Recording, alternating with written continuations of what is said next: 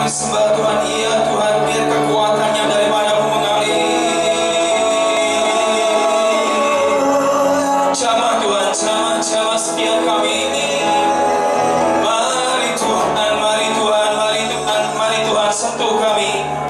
Aku merasa berkata, Pak, salah satu anggota keluargaku meninggal karena COVID.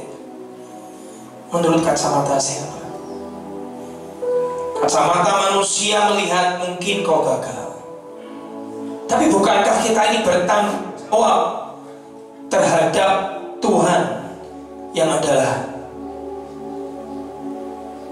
Tuhan yang akan bertanya, sahabatku, hambaku, apakah kau melakukan kehendak Bapamu saat di bumi ini?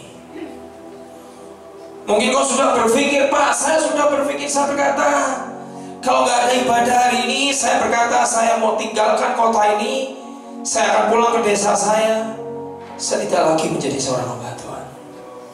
Dan kau berkata, mungkin salah saya masuk panggilan saya. Dengan mata tertutup, mari dengan kerendahan hati, mari saudara, perbaiki altarmu kembali, mezbahmu hari ini di hadapan Tuhan. Pak Victor dan saya bukan orang yang lebih hebat dari saudara. Kami hanya beritakan pengalaman apa yang pernah kami lewati. Kami pernah jatuh, kami pernah dihina, kami pernah disebarkan gosip satu kota, kami pernah dikatakan seorang pemberontak, kami pernah dikatakan orang yang tidak tahu diri. Kami lewati banyak sekali. Dengan jujur harus digarisbawahi, setiap kali para pemenang itu pulang, tidak pernah mereka ada tulisannya satu moto, tidak ada rahasia. Jadi mereka betul-betul terbuka satu sama lain. Dan mereka mau berkata, Pak Victor kemarin khotbah saat hari Minggu kata, pada saat surat ini saya tadi coba carikan gambar Kenya, tapi gambar Kenya itu yang lari itu mereka pada saat mereka berlari berangkat sekolah kerja, mereka itu bisa berkata satu sama lain, berkata, mungkin kamu pemenangnya, mungkin kamu. Tidak pernah dibangun persaingan di antara para pelari ini. Seperti Yesus berkata, terlebihlah dahulu engkau memberikan hormat buat saudara. Karena motivasi itulah yang akhirnya membuat mereka desa itu setiap tahun di Kenya jadi juara maraton. Karena mereka hanya berkata, kami mau bangun desa kami mau hidup lebih nyaman daripada yang sebelumnya. Kami mau menangkan mahkota ini karena kami adalah desa para pemenang. Di antara para mereka saling memberikan encourage, dorongan yang kuat untuk tidak saling bersaing. Beda dengan gereja hari ini. Gereja hari ini saya melihat hembusan itu selalu berkata, persaingan. Mana yang lebih besar, jemaat yang lebih banyak, mana yang lebih diurapi, mana musik yang lebih bagus, gereja yang lebih besar, khotbah yang lebih bagus, khotbah yang lebih diurapi, mana yang lakukan tanda mujizat yang lebih dahsyat. Saya lihat, saya kami berdua ikut Pak Petrus Agung dari 28 tahun. Beliau khotbah di depan konvensi World Conference 140 negara seluruh dunia di Montreal. Beliau khotbah dalam bahasa Inggris. Kami lihat pelayanan itu banyak sekali. Dan yang kami cium bau dari sebuah pelayanan adalah sebuah persaingan. Siapa yang terbaik? Padahal kalau saudara melihat kacamata Tuhan nggak begitu.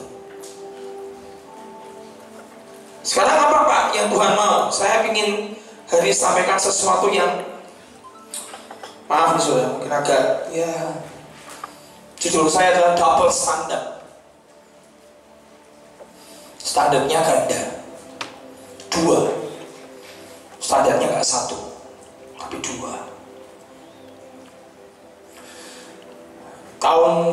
tahun yang lalu, saya tiba-tiba diberi mimpi. Salah seorang dari teman kami mimpi tentang saya. Dan dia bermimpi, dia berkata, dia panggil saya, "Kok, aku mimpi tentang kamu." Mimpi apa? Mimpinya jelek. Dan saya sudah pendeta, saya dengan Pak Victor melayani sudah 26 atau 28 tahun kami pelayanan. Dan tiba-tiba stafnya cerita, saya tadi malam mimpi. Dan mimpinya kurang oke. Saudara mau percaya mimpi ini, tapi saya ini mimpi ini bicara kuat dan mukul dan nampar saya. Dan saya mau bagi buat saudara, saya mau cerita orang lain, saya cerita hidup saya. Ini yang saya ceritakan adalah diri saya sendiri dalam mimpi itu. Mimpi ini tidak akan saya lupakan, karena ini warning yang keras buat saya, peringatan yang keras buat saya sebagai seorang pendeta. Dan staf ini berkata dalam sebuah kelas, dan saya lihat Tuhan Yesus sedang duduk di situ. Dan maaf nih saudara, ini mimpi ya. Saya lihat almarhum Petrus Agung itu berdiri di depan kelas, dan semua sedang duduk, dan itu kelas para pendeta, hamba Tuhan, dan para leader. Dan tiba-tiba dalam mimpi itu dia berkata, Tuhan Yesus bicara ke almarhum, berkata, Petrus Agung berkata, "Panggil setiap mereka, berikan mereka laporan atas apa yang mereka sudah kerjakan selama mereka hidup di bumi." Dipanggillah satu-satu, nama per nama dipanggil ke depan.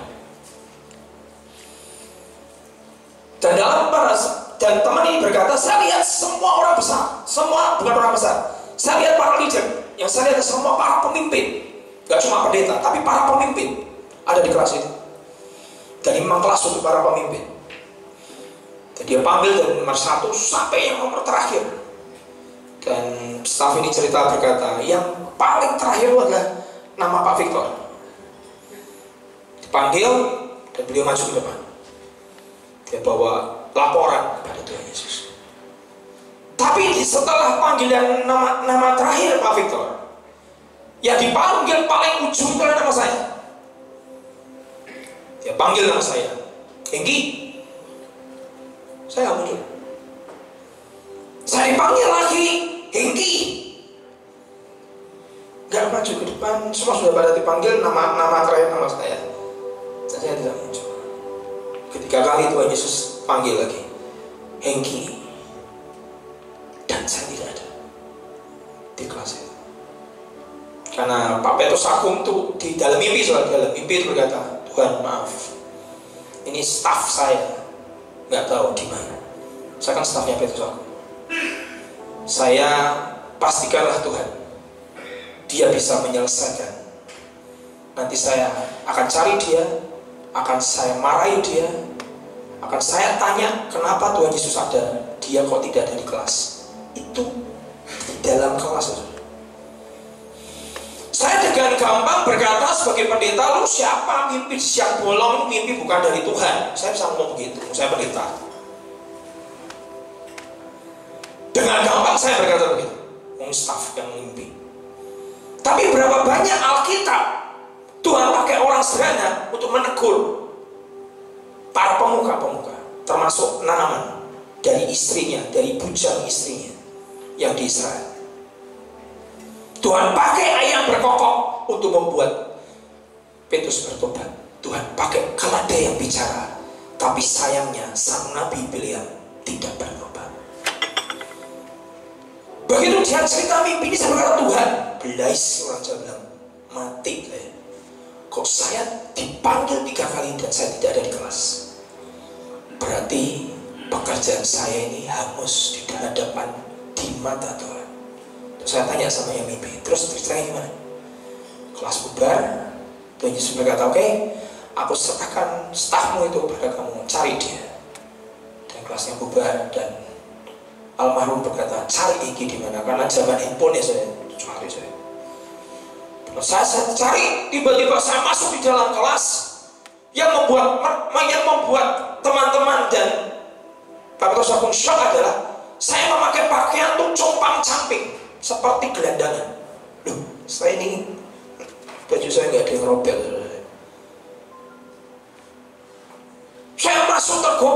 dengan keringat dingin, dengan wajah loyo, kok wajah yang ya seperti orang kecapean, masuk di dalam waktu. Tanya, kamu dari mana? Tuhan Yesus panggil kamu 3 kali, kamu nggak ada. Saya hanya diam. Ya Pak, maaf. Wajah rusuh, letih, capek. Kamu dari mana? Tuhan panggil kamu 3 kali dan kamu tidak ada. Wah, hati saya dengar mimpi, hati saya teratap. Ya, mati saya bisa masuk neraka ini. Ya, saya pendeta sudah 28 tahun, 26 lah. Saya berkata, terus dalam mimpi itu gimana? Saya berkata, dan dalam mimpi berkata, oke, kamu harus mengulangi, kamu bisa, dan aku sudah ngomong sama Tuhan Yesus, Tuhan aku jamin, nak kamu ini bisa, dia akan selesaikan. Kamu diberi waktu untuk mengulang. Dan kemudian staf ini terbangun. Saya maaf, saudara sebagai pendeta bagaimana? Saya takut mengabaikan pesan Tuhan dari keledai yang sedang bicara. Saya takut mengabaikan suara ayam berkokok 3 kali dan tidak membuat Petrus bertobat. Saya takut sekali. Dan saya berkata, ampun Tuhan, saya berlutut, saya 3 hari puasa. Dan dalam 3 hari saya puasa itu saya sedang berlutut di depan Tuhan. Saya argumen dengan Tuhan. Saya puasa. Saya merendahkan diri. Saya duduk dalam debu dan abu dan berkata, Tuhan, aku koyakkan hatiku. Aku berdosa di hadapanmu. Hidupku pasti gak benar. Di matamu pasti ada yang salah. Dan saya berkata, saya mulai argumen. Aku ini pulang dari Putus Ibau. Aku pulang dari Pontianak 12 jam masuk ke daerah pedalaman di daerah sana. Dan saya khotbah KKR di depan 3.000 orang. Tuhan maaf nih, dalam argumen 3 hari itu. Saya lihat mata buta melihat, tumor otak langsung sembuh, dan dia adalah polwan. Tidak mungkin dia bohong. Dia bawa temannya polwan yang bukan orang Kristen, sakit kanker payudara, instan malam itu sembuh loh Tuhan. Saya tanya orang yang telinganya itu di sebelah kiri, langsung sembuh, jalan maju ke depan. KKR hujan keras, orang tidak bergerak. Dari suku Dayak yang biasa jalan di atas air pakai daun, hari itu pelepasan dan dilepaskan. Saya argumen 3 hari. Salah saya di mana? Kenapa aku tidak didapati benar di hadapanmu? Dari mimpi itu Tuhan, aku tahu kau bicara dan kau nemplak dan kau nampar saya. Dan aku tahu itu engkau bicara. Saya tahu dan saya tidak perlu bertanya betul atau tidak. Saya tahu itu engkau. Sudah tahu? 3 hari itu saya merendah di depan Tuhan. Dengan semua argumen. Aku ini 1 tahun hampir ke pulau-pulau. Aku pergi ke Ketapang. Aku pergi ke Sorong. Soalnya gak ada yang salah dengan pelayanan itu. Tapi saya coba berargumen kepada Tuhan. Kami tidak cuma melayani orang Kristen, kami melayani bukan Kristen, dan mereka bertobat, mereka melihat kuasa Tuhan. Bahkan mereka yang gak Kristen langsung gondong di leher, di Ketapang, langsung lepas dan sembuh. Salah saya di mana? Kenapa bajuku compang-camping menghadap Tuhan memakai baju yang tidak baju pesta, seperti kata perumpamaan Tuhan Yesus, anyah kamu, karena kamu tidak memakai pakaian pesta. Dan tidak berarti saya tidak sedang memakai pakaian pesta. Hamba Tuhan, jangan merasa dirimu aman. Saya ini cerita diri saya nggak cerita berita lain. Saya cerita saya. Dalam 3 hari saya doa dan berpuasa. Hari ini saya baru tahu ada yang namanya double standard. Standar kita ganda. Mari buka di Matius 7 ayat 21. Matius 7 ayat 21. Saya ingin bacakan buat saudara. Saudara mungkin kalau ada di depan nih, sudah disiapkan. Matius 7 ayat 21 ini ayat mengganggu mimpi ini. Dan saya harap ayat ini buat peringatan para pendeta-pendeta hamba Tuhan. penginjil, pengajar, gembala, guru, rasul, yang dipanggil sebagai rasul dan segala macam. Ingat ayat ini baik-baik. Matius 7, 21, 23. Perhatikan ayatnya. Saudara lihat depan aja. Kok yang di belakang nggak kelihatan, lihat HP saudara.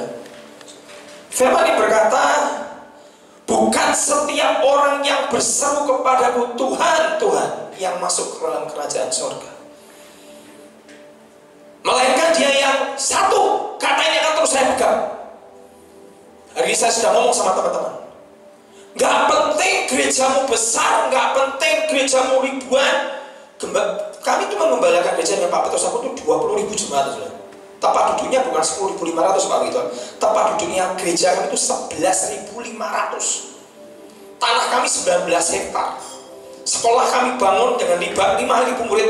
Saya tiap tahun sudah baptis 5.000 dan banyak orang itu bukan orang Kristen. Ini bukan untuk nyombong, tapi saya mau cerita bagaimana ukuran Tuhan itu apa. Ayat ini hanya berkata, bukan orang yang berseru Tuhan yang masuk kerajaan surga, tapi ayat ini jelas berkata, Pak, yang melakukan kehendak Bapakku di surga. Yesus berkata dalam kitab Yohanes, makananku ialah melakukan kehendak Bapakku dan menyelesaikannya. Misi Yesus cuma 3,5 tahun. Pada saat orang Yunani, perempuan anaknya kerasukan setan datang kepada Yesus, Tuhan tolong aku, anakku kerasukan setan. Aku diutus kepada domba-domba yang hilang dari umat Israel. Kamu bukan orang Israel. Kehendak Bapakku dalam hidupku adalah aku datang kepada umatku Yahudi. Ini ayat pegangan saya terakhir hidup saya, terakhir saya hari ini. Saya nggak penting lakukan pekerjaan pendeta lain. Yang penting buat saya adalah saya ngerti panggilan dan kehendak Tuhan dalam hidup saya, dan saya selesaikan. Karena pada saat saya berhadapan dengan Tuhan, Tuhan nggak akan bertanya, jemaat berapa nak? Nggak ada. Gerejamu sebesar apa nak? Oh 11.500, 19 hektar, punya rumah sakit, punya dapur umum sekali masak 20.000 dalam waktu 1 jam, punya klinik mobile seluruh kota Semarang, siswa 5.000. Dia nggak bertanya itu, saudara. Makanya siapa yang mengkompetisikan kita? Saudara tidak pernah dipanggil untuk lebih baik dari saya. Saya tidak pernah dipanggil untuk lebih baik daripada gembala saya. Saya punya panggilan masing-masing, dan saya melakukan kehendak Bapa dan menyelesaikannya. Yang dia berkata adalah, melainkan dia yang melakukan kehendak Bapakku di surga. Pada saat kau berdiri di hadapan pengadilan Tuhan, Tuhan akan bertanya, apakah kau sudah lakukan kehendak Bapakku di surga? Saya bisa bilang, Tuhan, jemaatku cuma 20 aku percayakan, apakah kau gembalakan dengan baik? 20 aku percayakan, apakah kau terawat dengan baik? Pada saat sakit, apakah kau kunjungi? Pada saat di penjara, apakah kau datangi? Pak, pekerjaan saya hanya dari penjara ke penjara. Pada saat aku telanjang, apakah kau beri aku pakaian? Tuhan akan bertanya. Saudara, ada seorang misionari dari Amerika tahun 1960, ya bukan tahun 1990 atau mungkin 80 atau 70. Dia dipanggil dari Amerika pergi ke Tibet.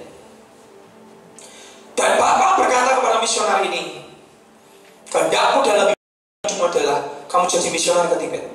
Saudara tahu Tibet itu daerah dingin, Pak Victor pernah ya Pak Victor ya ke Tibet ya? Saya belum.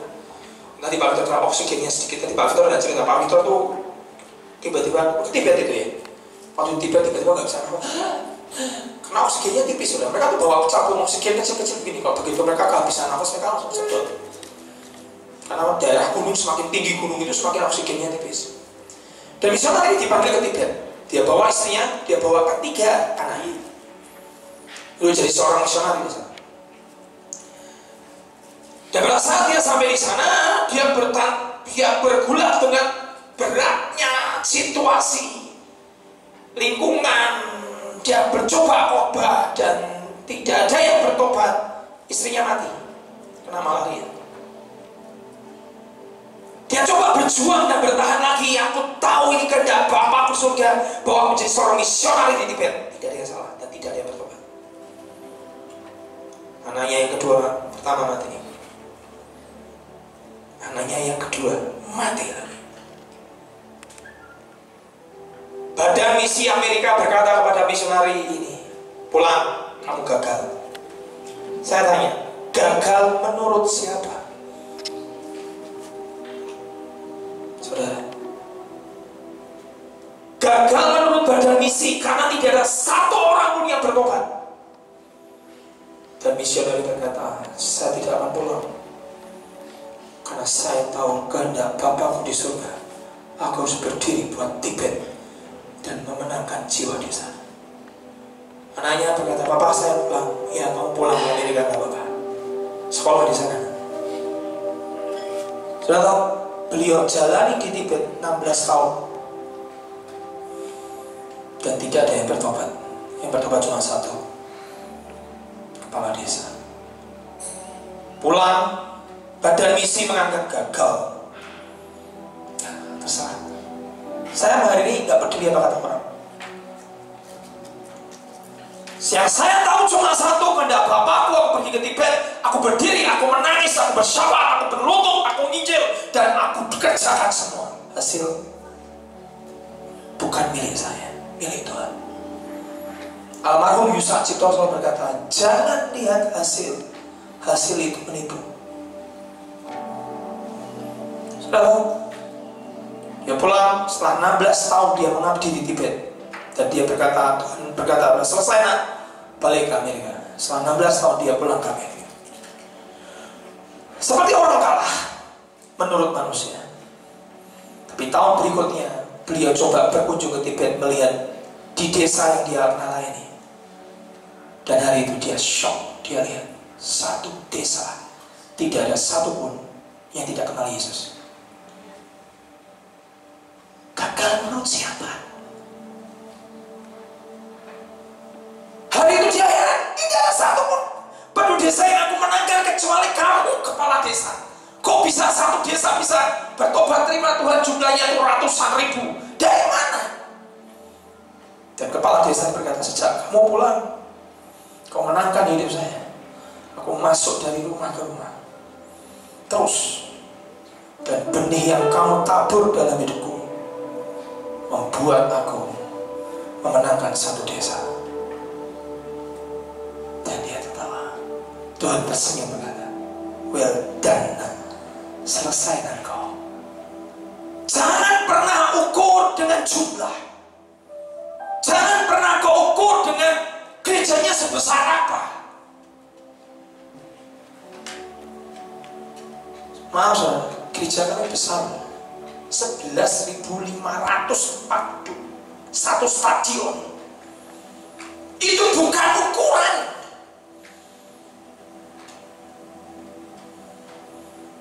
Teman saya mimpi tetap melihat baju saya compang-camping. Pak, kalau bapak mati itu, saya masuk neraka. Menurut saya masuk neraka. Walaupun saya pendeta. Kenapa? Saya nggak pakai baju pesta. Tidak ada yang salah dengan penginjilannya. Lihat ayat berikutnya. Pada hari terakhir banyak orang akan berseru kepadaku, Tuhan, Tuhan, bukankah aku bernubuat demi namamu? Ini siapa yang bernubuat? Nabi. Dan mengusir setan demi namamu. Hari ini penginjil, pendeta, gembala, mengusir setan semua. Orang percaya mengusir setan semua. Dan mengusir setan demi namamu, mengadakan mujizat demi namamu. Ini bukan orang yang jauh dari pelayanan. Ini bukan orang dikategorikan bukan orang Kristen. Ini orang Kristen, tulen, pelayan Tuhan, bahkan pendeta, nabi, guru, penginjil, gembala dari sini. Di ayat 22. Tapi ayat yang membuat saya shock adalah pada waktu itu aku Tuhan akan berterus terang kepada mereka, dan aku berkata, tidak pernah kau kenal kamu. Saya terganggu dengannya. Kau nggak kenal. Padahal ayat ini berkata, musik setan pakai nama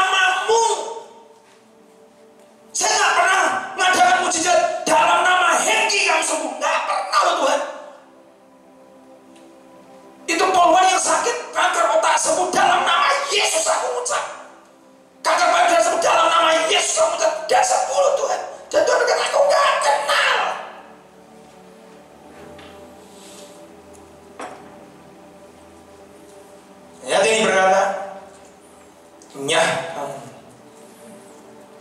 pembuat kejahatan.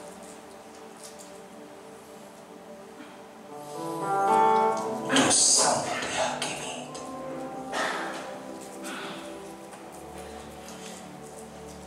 Saya bisa geser kan? Sudah bisa digeser?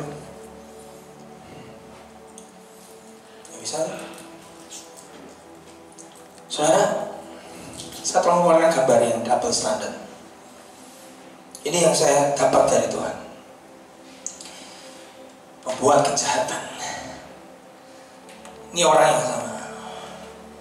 Setelah ibadah ya, pendeta, penginjil, nabi, guru, pelayanan. Berdoa ya, puasa ya. Standar ini betul, gak salah. Tapi kita double standar. Pelayanan gak sepenuh hati. Jadi pendeta sudah gak dari hati lagi. Kalau saudara bukan pendeta, tapi bekerja di luar, masih suka nipu. Padahal ini dikerjakan. Badaya, pelayanan ya, berdoa ya. Curang. Masih berzina.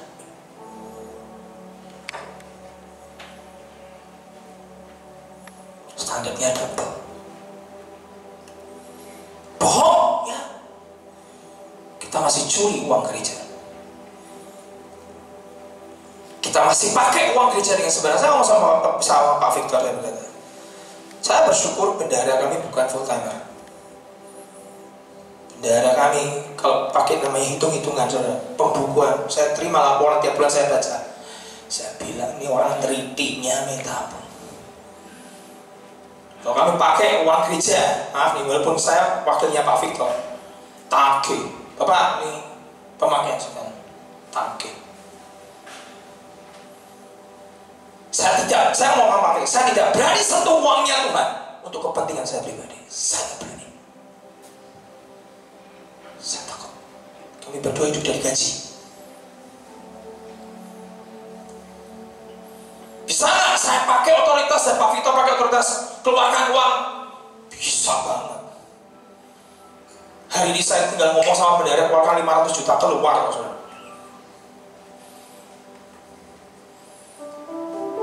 Tapi double standar, dan itu dihakimi Tuhan. Suatu kali saudara pernah dengar nama John Sung? Maaf saudara, saya khotbah begini karena calling saya begini khotbah saya. Obor dari Asia. Bapak Ibu pernah dengar nama John Sung, orang Cina. Ambil PhD ke Amerika, dapat kimia S1, S2, S3, dia dapatkan dengan sulit. Bertahun-tahun dia sekolah di sana. Pada saat dia mau pulang ke negeri Cina, setelah dapatkan doktor kimia, perjalanan naik kapal di Samudra Atlantik, Tuhan ngomong, "So, aku panggil kau sebagai hamba." Ya, siap. Tapi aku minta harga harus kamu bayar. Apa Tuhan? Itu ijazah mau S1, S2, S3 kamu dapat susah, bertahun-tahun, berpuluh-puluh tahun di Amerika, buang ke laut.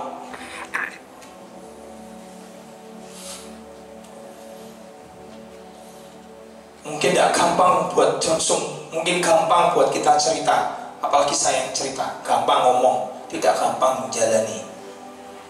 Dengan tertawa dia diambil untuk engkau itu sebuah panggilan yang lebih tinggi daripada seorang ahli kimia. Aku persembahkan kepadamu, dibuang di ijazah di Samudra Atlantik. Dia sampai Cina, dipakai Tuhan. Pernah ke Indonesia, disebut sebagai the torch of Asia, pembawa obor dari Asia. Kalau ini bawa api kegerasan luar biasa. Dan sebelum beliau meninggal di tempat tidur, tiba-tiba Tuhan datangi dia dan berkata, "So, John, ya kamu pencuri." Shock. Tuhan, nyuri apa? Kamu pencuri. Aku nggak pernah ngambil uang perpuluhan. Aku nggak pernah ngambil duit gereja, duitnya siapa? Pencuri apa? Saya dengar cerita ini, saya shock. Membuat saya berkata, Tuhan, aku harus didapati benar. Kamu pencuri, dia berlutut dari tempat tidurnya walaupun waktu dia masih sakit. Tolong tunjukkan Tuhan, aku mencuri apa?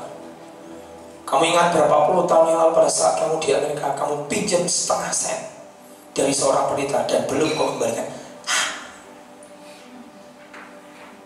Hanya setengah sen, hanya setengah dolar kau minta Tuhan. Hari ini sudah gak ada artinya. Uang 7 rupiah, utang puluhan tahun yang lalu engkau minta, tapi kamu pinjam dan tidak kamu kembalikan. Ya berlutut. Apa Tuhan mau? Aku mau dapat engkau benar di hadapanku.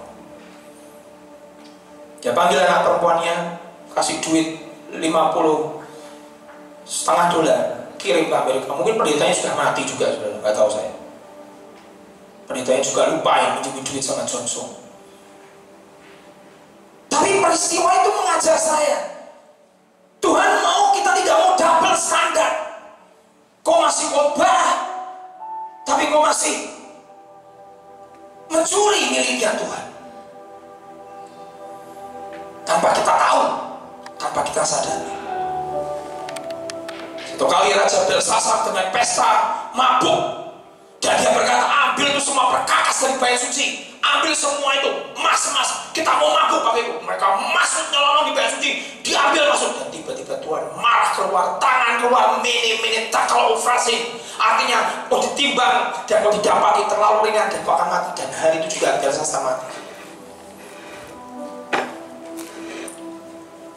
Pelajaran apa itu Pak? Artinya apa yang kudus milik Tuhan jangan disentuh. Itu uangnya Tuhan. Saya ngomong sama saya, mungkin paling cerewet di antara pastoral.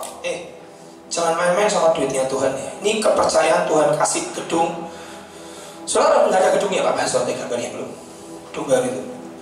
Pak Witor disuruh Tuhan untuk bangun, dan Tuhan berkata jangan intervensi. Kita nggak mau dolanan ya. Ini duit bukan duit kita ya. Di tengah pandemi kami tidak menjadi resesi. Di tengah pandemi Tuhan tetap memberkati. Di tengah pandemi sesuatu Tuhan tetap kerja dan berkat itu mengalir. Saya dan Pak Victor, saya terus ngomong, jangan pakai salah gunakan otoritas, jangan salah gunakan uang Tuhan, jangan pernah sentuh. Kalau orang memberi, memberkati untuk orang miskin, kami salurkan untuk orang miskin. Kalau Tuhan beri, memberkati untuk bangun gedung, kami bangun gedung. Saudara, kami lakukan apa yang Tuhan mau. Kami hanya mau melakukan kehendak Bapa. Saya nggak berani pakai uang gereja pergi jalan-jalan atas nama doli. Saya nggak berani.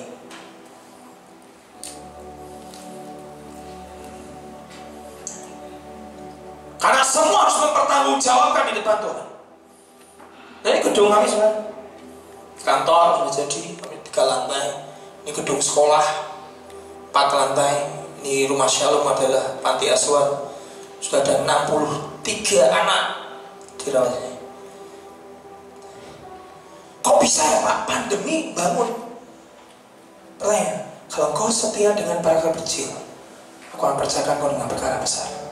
Kalau kau, dan kita mau bagus, dan kalau kau tidak dapati benar dengan perkara kecil, aku akan percayakan dengan mamon, harta yang sesungguhnya, kata Alkitab. Betul? Setia.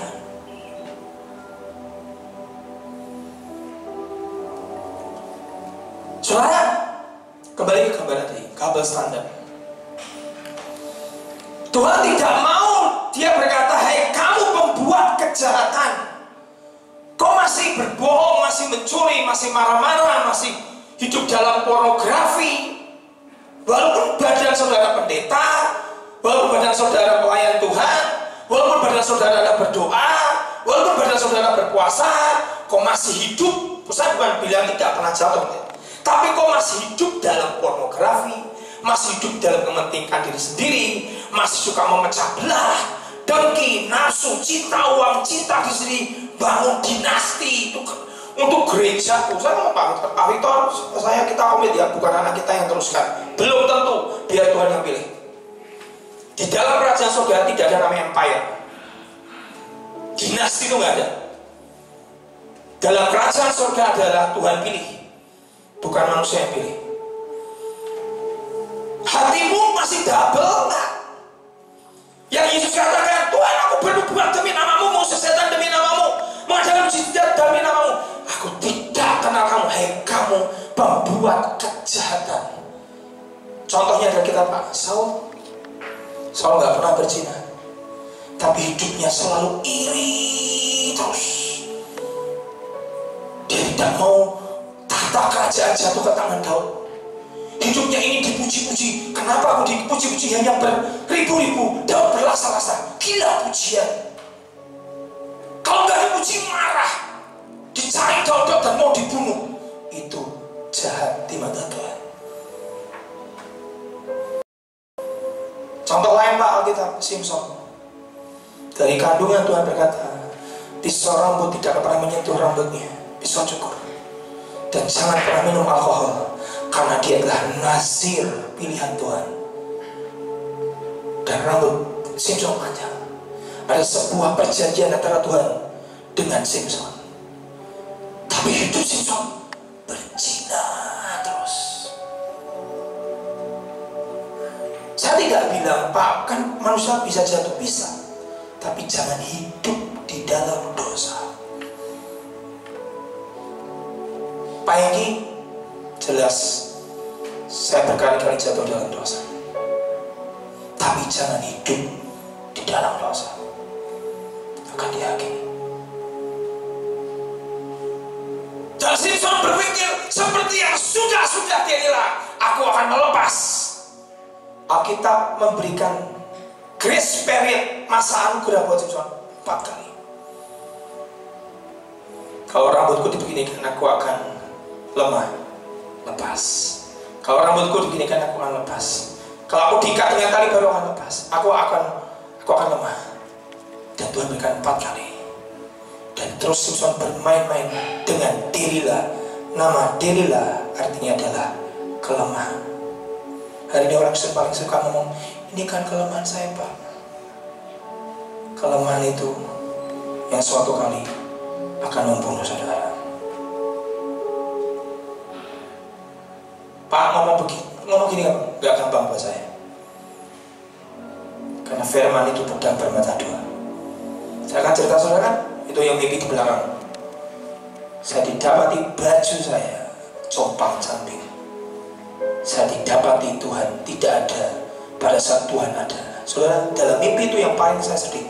Di saat Yesus ada, saya tidak ada. Saat saya dipanggil, saya tidak ada. Saya dipanggil 3 kali, saya tidak ada. Pada saat saya muncul, saya tidak memakai pakaian yang proper, pakaian yang benar, tapi baju saya lusuh dan kotor. Untuk saya tidak mati saya masuk neraka.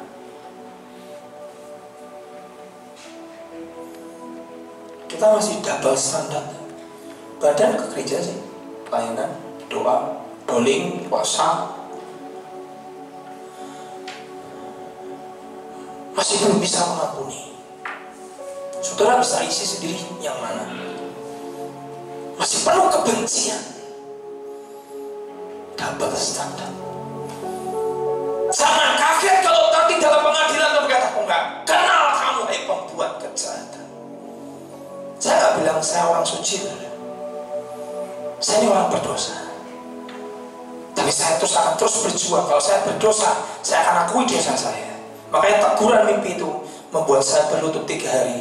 Saya puasa dan saya mencari Tuhan. Setiap teguran yang ada, Tuhan selalu kirim nabi, entah itu melalui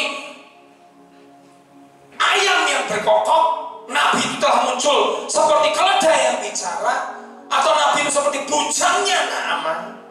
Saya nggak peduli nabi itu seperti apa, tapi yang penting dia sedang bicara dalam hidupmu. Dan Tuhan akan berkata, bukankah aku kirim ayam berkokok 3 kali, Petrus? Kenapa kau nggak bertobat?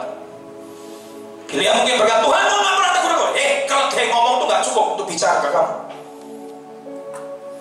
Walaupun kau nabi yang sangat diurapi, apakah kalau dia bicara tidak cukup? berjalan menuju kebinasaan. Hei nabi yang penuh dengan upah, yang syarat dengan namanya uang, kau cinta mamon. Dan kitab Yudas berkata, jangan ikuti kesesatan Bileam, hidupnya bersyarat karena upah. Dihakimi. Double standard. Saya tidak sedang bicara ke saudara, saya sedang bicara hidup saya. Jangan hidup dalam dosa.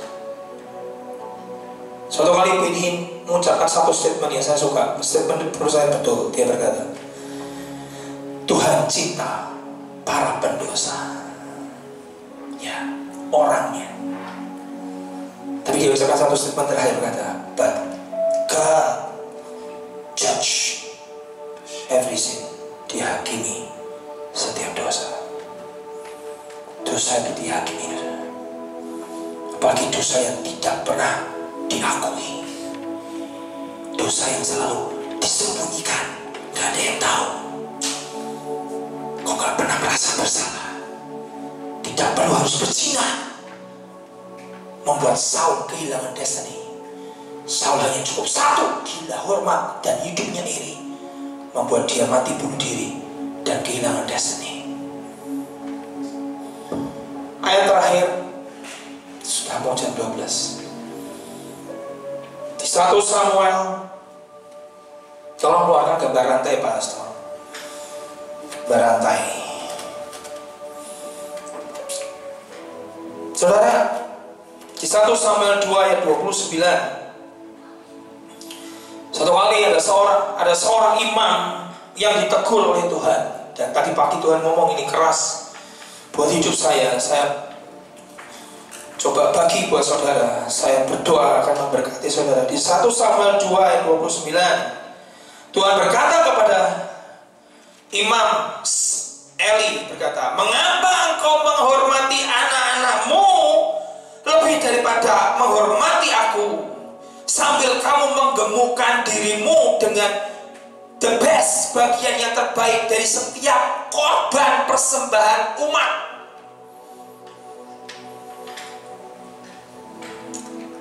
Tadi pagi saya kayak ditampar.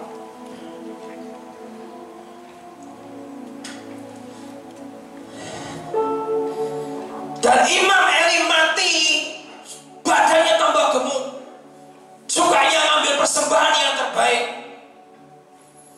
dan menemukan dirinya. Dan dengar kabar anaknya mati, dia jatuh dan patah lehernya, dan Imam Eli mati. Dan Tuhan berkata kepada Imam Eli, kamu lebih menghormati anakmu. Anaknya tuh kerjanya berzina. Di mana? Di depan pintu kemah pertemuan Hofni dan Pinehas. Siapa bilang dosa tidak dihakimi? Hari ini banyak pelayan Tuhan dengan gampang naik mimbar dan berkata, ya inilah kelemahan saya. Kalau itu kau jatuh, itu wajar. Saudara dan saya masih manusia. Tapi kalau saudara sudah membenarkan dosa saudara, dihakimi. Kau harus akui, bukan dibenarkan, tapi akui depan Tuhan. Saya bertanya, Tuhan, jabatan imam dari Imam Eli akhirnya disingkirkan, dan Tuhan berkata, sesungguhnya aku yang menetapkan kau menjadi imam selama-lamanya. Tapi apa yang terjadi? Kau lebih menghormati anakmu, kau tidak pernah tegur anakmu. Anakmu hidup dalam perzinahan, dia curi uang persembahan di bait Allah. Dia meniduri para pelayan, asyaf ditiduri, perempuan penari ditiduri di bait Allah. Dan kau imam sebagai bapak rumah tangga, diam. Kau lebih menghormati anakmu daripada menghormati Tuhan. Tuhan mana?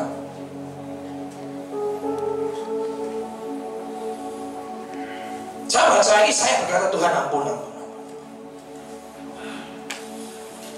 Saudara tahu anak imamnya ini, saudara tahu? Saya baca, saya shock. Yang terakhir berkata, dia adalah imam di bait Allah, tapi pekerjaannya adalah meniduri perempuan di depan bait Allah. Dia curi persembahan. Bahkan Tuhan berkata, anakmu Eli, Hofni dan Pinehas dan memakai kata kasar. Berkata begini, worthless. Saya cari terjemahan dalam bahasa Indonesia kata worthless. Anakmu tidak berharga, tidak bernilai, tidak ada gunanya. Kenapa? Dan ayat ini ngomong bagus sekali. Karena dia tidak menghargai dan tidak mengenal Tuhan. Saudara, kita harus bertanggung jawabkan semua di hadapan Tuhan. Jangan berpikir kalau sudah pendeta, nabi, penginjil, kita ini imun, kebal dari dosa. Yesus pun tidak kebal dari dosa, tapi Yesus tidak pernah berbuat dosa. Saya tidak bilang saudara dan saya tidak pernah berbuat dosa. Saudara dan saya pasti adalah orang yang sering berbuat dosa. Dan saya, walaupun terucap, walaupun tidak terucap, walaupun tersembunyi maupun yang tidak tersembunyi, walaupun ada agenda yang satu orang tidak pernah tahu, tapi kita adalah orang berdosa. Dan ini bagus sekali. Rantai ini menahan kapal tanker dan kapal pesiar sehingga tidak bisa diterul ombak dan badai.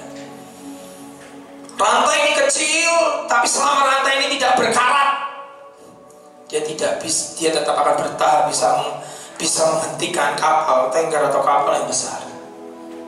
Dan kata-kata ini bagus, tidak ada yang dapat menghancurkan besi selain daripada karatnya sendiri. Begitu juga dengan kamu. Setan, ini kata-kata yang saya ganti, ini kata-kata di dunia. Setan tidak dapat menghancurkan saudara, tapi yang menghancurkan saudara adalah dirimu sendiri. Rantai ini tidak akan pernah putus, tapi yang menghancurkan rantai ini, yang membuat putus adalah karat di dalam rantai ini. Pertanyaan saya, karat apa dalam hidup kita? Jujur di depan Tuhan. Tolong Pak keluarkan gambar satu lagi saudara. Lebah dan lalat. Saya sukai ilustrasi ini. Ini belum saya bagikan di mimbar, tapi menarik. Saya lihat satu nih lebah, punya lalat. Dengarkan penjelasan saya sambil lihat gambar itu. Dengarkan. Lebah cepat sekali mendapatkan bunga. Bedanya lebah dan lalat. Lebah itu cepat banget dapat bunga, tapi lalat cepat sekali nalurnya mendapatkan kotoran. Tuh. Kalau lebah cepat ada bunga langsung bau harum, langsung ada lebah. Tapi kalau lalat cepat sekali mendapatkan kotoran. Saya suka kata-kata ini. Lebah tidak tertarik pada kotoran. Nggak tertarik. Ada pup, ada kotoran manusia, kotoran anjing, nggak pernah dirubung lebah. Nggak ada. Lebah nggak suka. Lebah tidak tertarik pada kotoran, tapi sebaliknya, lalat tidak tertarik pada harum dan keindahan bunga. Lalat tidak tertarik.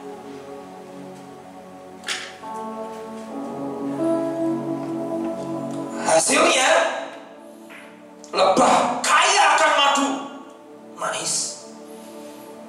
Lalat kaya akan kuman penyakit. Terus mengapa ada orang sebagian jahat menjadi jahat dan sebagian menjadi baik?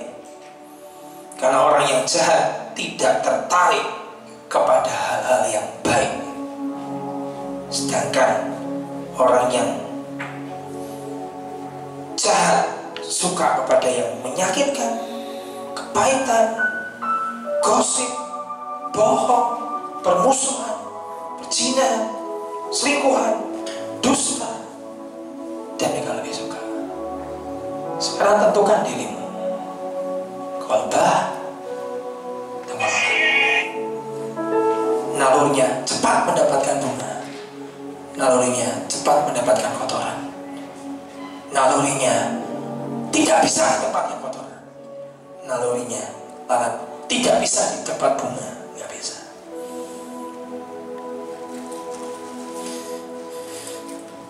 Gambar terakhir, Pastor Mother Teresa. Ya, ini saya tutup pas jam 12. Ini contoh yang hebat. Mother Teresa tahun 1960 atau enggak 70. Beliau ngirim surat ke rezim Reza Husasa, nama ini presidennya Albania. Beliau lahir di Albania.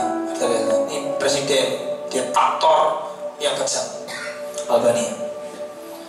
Dan dari itu Mother Teresa ngirim surat, ngirim sebuah permohonan kepada presiden, berkata, Bapak Presiden, tolong izinkan mamaku dari Albania terbang ke Roma untuk dicek kesehatan, karena beliau sudah berumur 80 tahun, maminya Mother Teresa.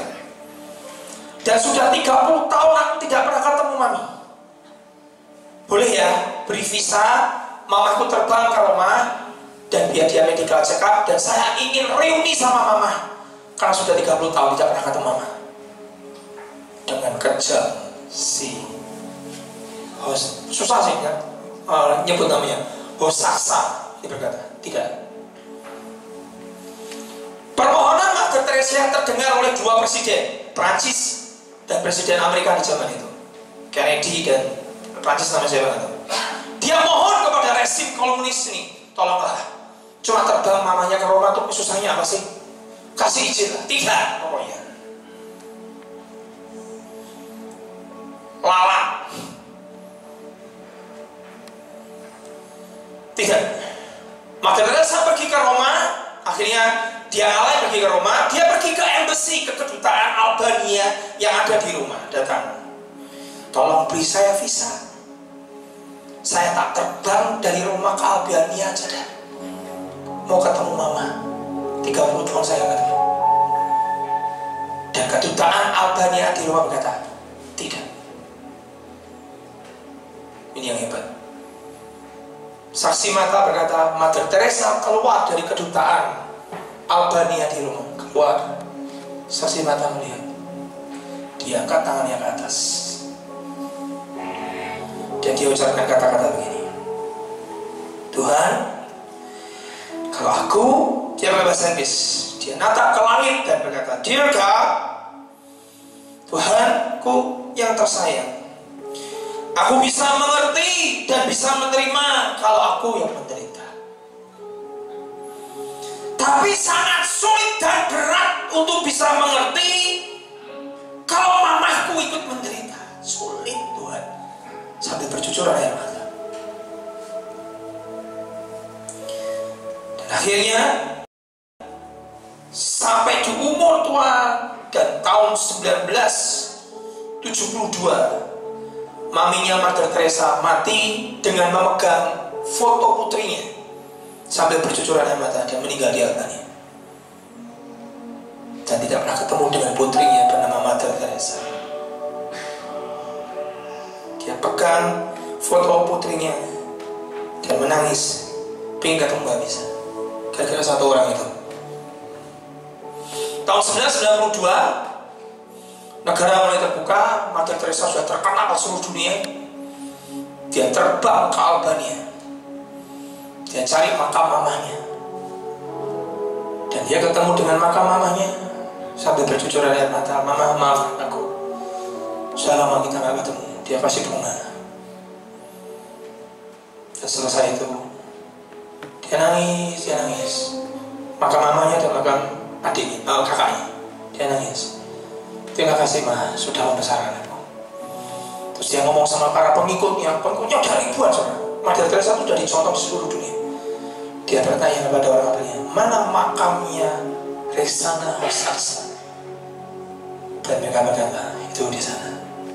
Bawa aku ke sana. Dan dia pergi posturku ini ke makam itu. Dan dia ambil bunga. Dan dia taruh.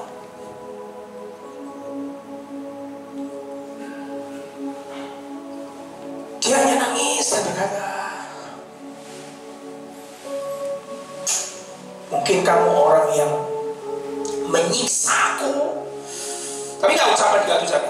Mungkin dia bahasa, kau menyiksa aku tidak bisa ketemu dengan mamaku. Bahkan kau menyiksa mamaku sambil memegang fotoku sampai mati. Tapi dia gak ucapkan kata itu. Tapi dia nyatakan bunga. Dan dia berkata, I love you. Dan saksi mata berkata, belas kasihan dan pengampunan mengalahkan sebuah kekenjaman. Dia tetap taruh bunga, karena lebah hanya bisa dengan bunga. Dia tidak kasih kotoran manusia, dan dia kasih bunga. Hidupnya tidak double standar. Hidupnya didedikasikan buat Tuhan. Kata Alkitab adalah kau sempurna seperti Bapamu di surga adalah sempurna. Itu bukan kita tidak pernah berbuat dosa, bukan. Tapi dari yang jelek berubah. Bahasa aslinya adalah kau sempurna seperti Bapamu sudah berubah. Yang jelek terus berubah. Seperti siapa, Pak? Seperti Bapamu di surga. Itu goal kita. Jangan berkompetisi. Lakukan kehendak Bapamu di surga. Dan suatu kali saudara akan berdiri dan berkata, well done sir. Selesai Tuhan. Masuk. Pak, cuma satu jiwa. Kalau itu kehendak Bapa, just do it. Amin.